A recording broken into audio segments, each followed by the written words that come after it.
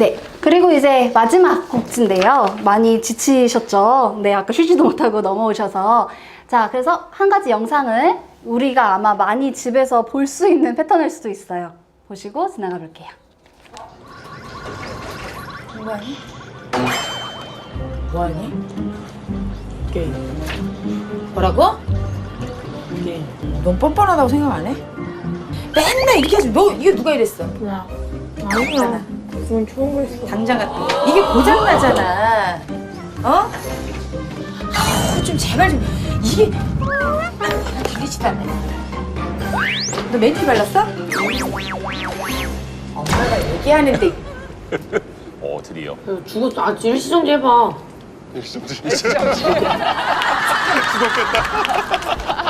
얘 능준이 엄마 같았으면 전화기 벌써 몇 번 깼어 너. 얘 능준이 엄마 같았으면 전화기 벌써 몇 번 깼어 너. 또 전화. 꺼. 어쩔 때는 제가 얘기를 하는데 계속 들은 척을 하는 핸드폰만 계속 이렇게 하고 있어요. 그러니까 제가 계속 화를 내는 거예요. 그러니까 저는 대화를 하고 싶은 건데 석희는 대화가 하기 싫은 것 같아요, 저랑. 내가 이따가 볼 건데 여기도 정리해. 어? 싹 정리해. 너 방학 때 마음가짐 똑바로 하고 지금 안 하면은 너 안 돼, 석희야. 그 얘기하니까 듣기 싫지? 엄마야, 얘기해라. 이런 거 다 정리하고 하라고. 알았지? 알았냐고.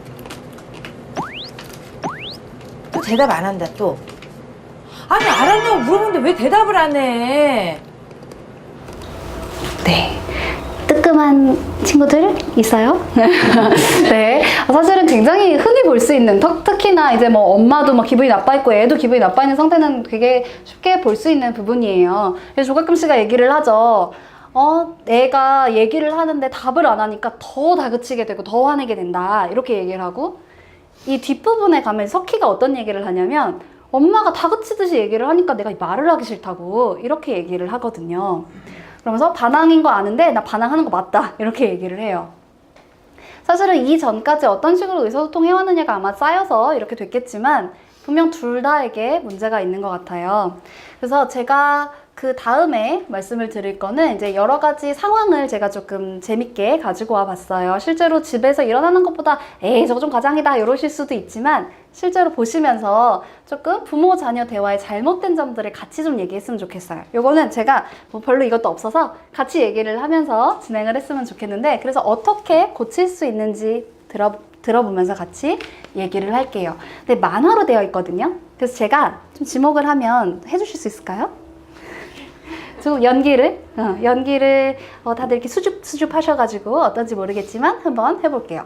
자, 일단 어머님 먼저.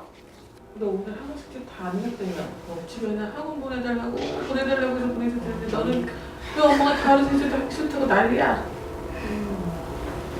내가 하고 싶대. 그런 게 내가 키워. 내가 미술학원 보내달라고 했을 때는 안 보내줬잖아.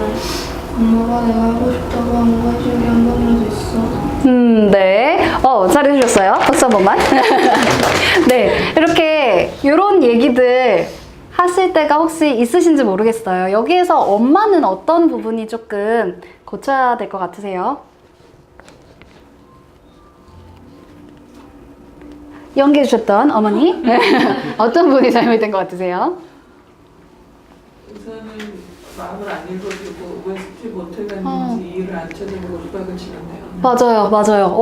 여기 먼저, 네, 맞아요. 사실은 이 학생이 학원 숙제를 못 해간 데 이유가 있을 수도 있어요. 몸이 되게 아팠을 수도 있는 거고, 아니면 지금 학교에서의 어떤 문제로, 아니면 본인의 어떤 문제로 굉장히 마음이 힘들 수가 있죠.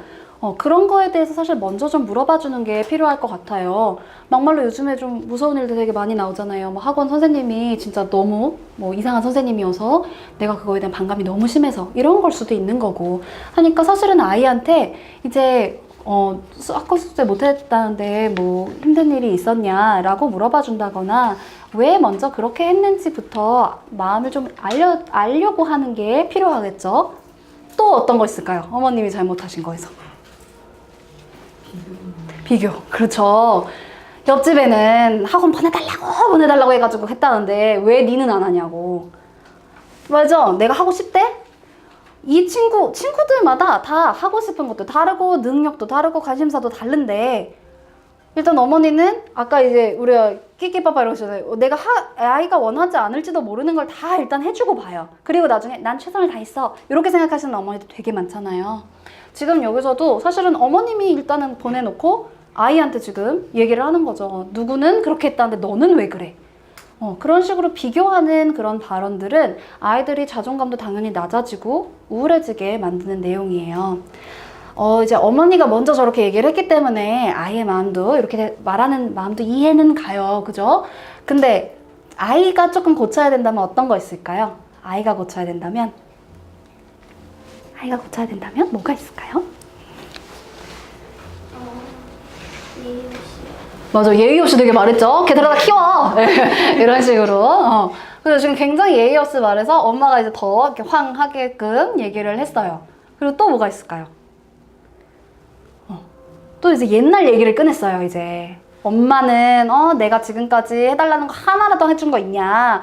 내가 이거 해줄 때는 안 해줬잖아. 막 이런 식으로 이제 얘기를 하는데 사실 이제 엄마가 하고 싶다고 한 거 한 번도 안 해준 건 아니겠죠. 근데 이제 이 친구도 이제 화가 나니까 굉장히 이제 과장을 해서 이야기를 하게 되는 거예요. 그럼 이제 엄마 입장에서는 내가 왜 안 해줬어? 내가 못 해주고 더 커질 수밖에 없는 상황으로 이제 치닫는 거죠.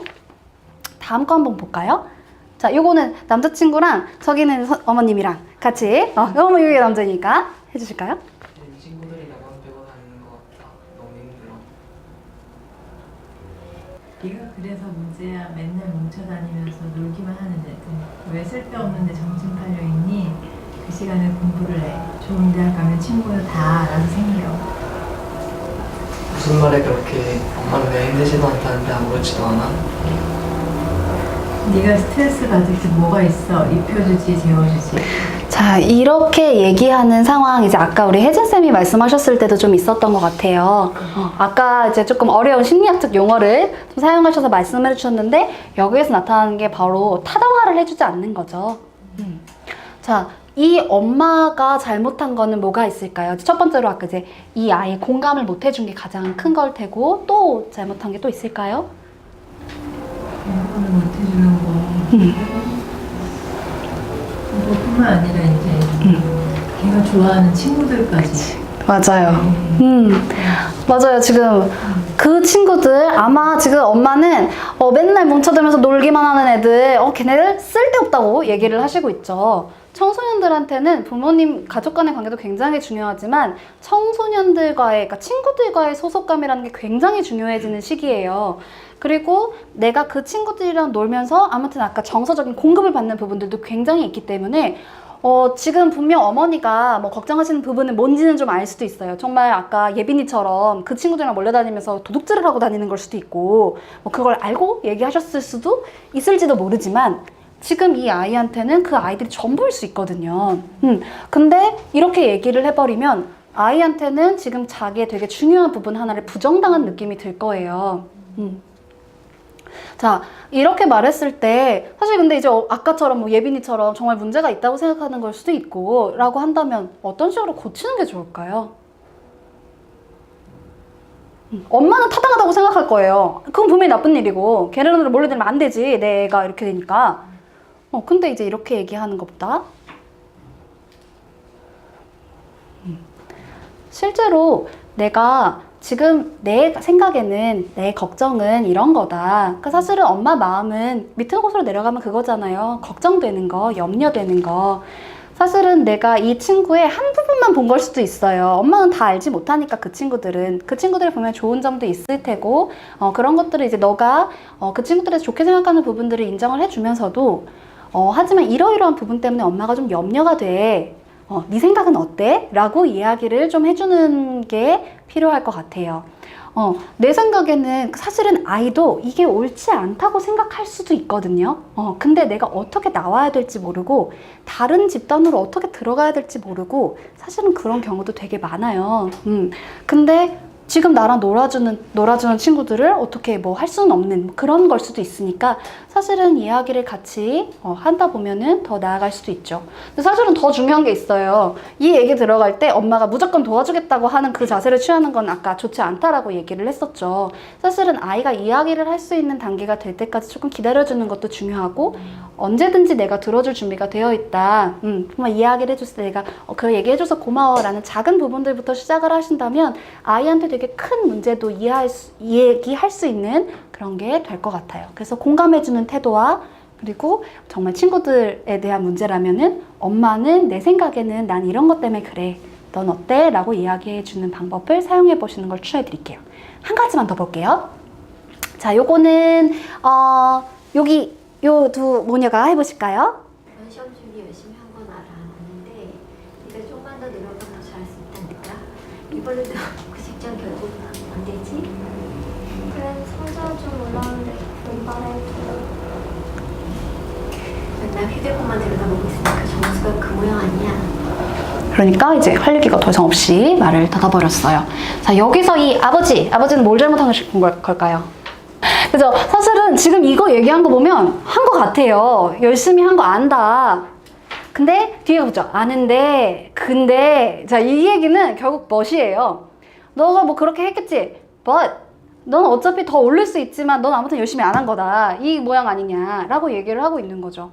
앞에 마치 인정하듯이 이야기를 해줬지만 결국 그건 다 부정이거든요. 이건 그게 없는 거예요. 이 내용가가 없다고 봐도 돼요. 왜냐면 이 친구는 절대 그렇게 받아들여지지가 않을 테니까. 그래도 성적은 분명히 올랐고 이번에 열심히 했다라는 거는 알았던 것 같아요, 아빠가. 그러면 이럴 때는 어떤 식으로 얘기해 주는 게 좋을까요?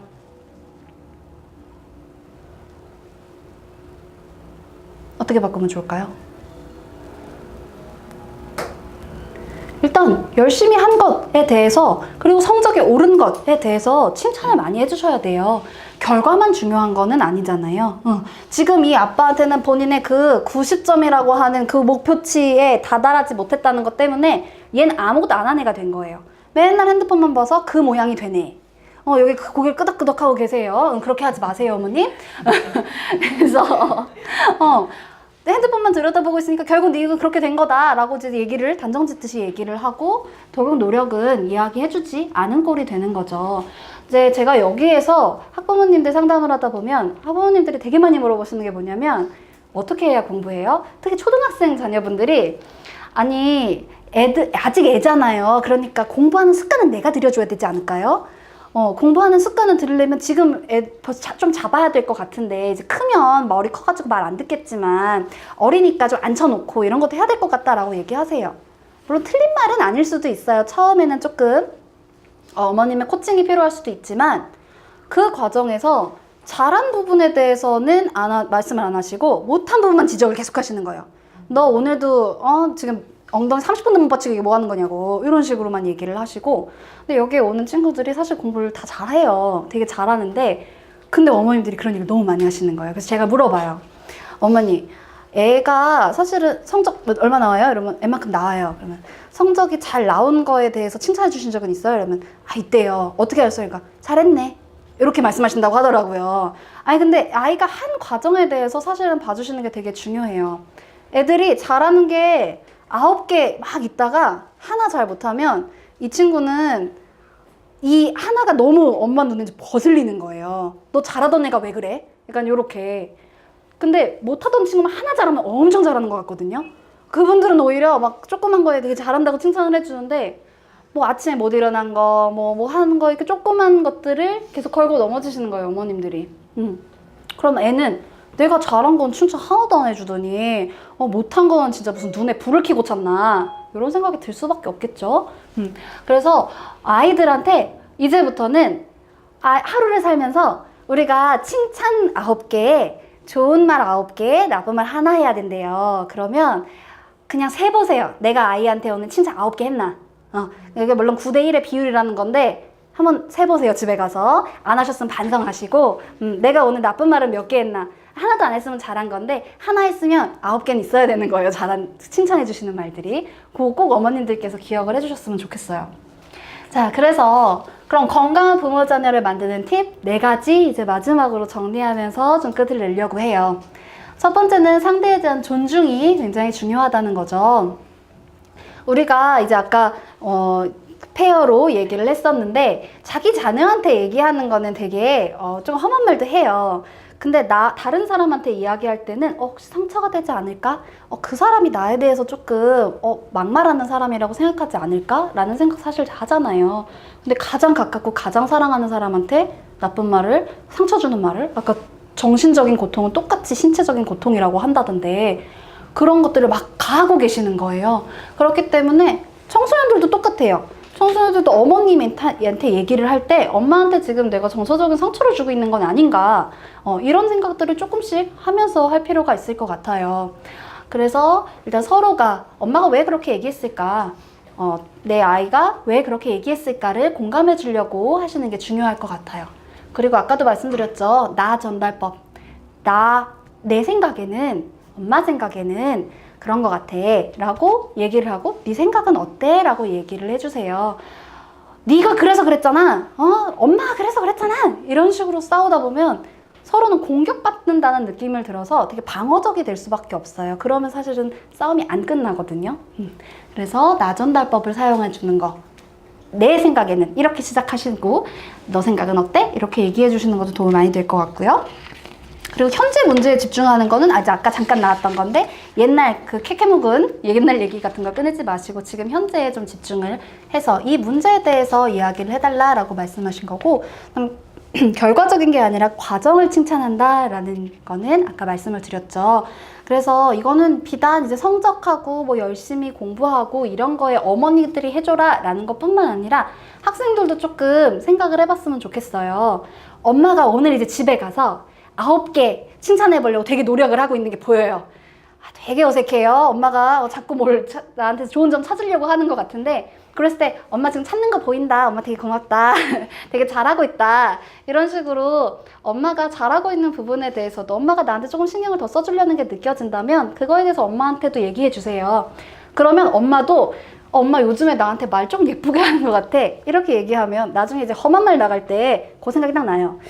내가 요즘 조금 노력했는데 애들 좀 알던데 내가 조금은 덜 해볼까? 이렇게 엄마들도 조금 이렇게 말하면 되면 조련을 할 수도 있거든요. 그러니까 어머님도 그리고 자녀분들도 서로에게 이렇게 결과적인 게 아니라 과정을 칭찬하고 좋은 말을 해주는 거에 대해서 인색하지 않으셨으면 좋겠어요. 마지막 슬라이드입니다. 우리가 이제 요 얘기는 많이 하죠. 화성에서 온 남자, 금성에서 온 여자.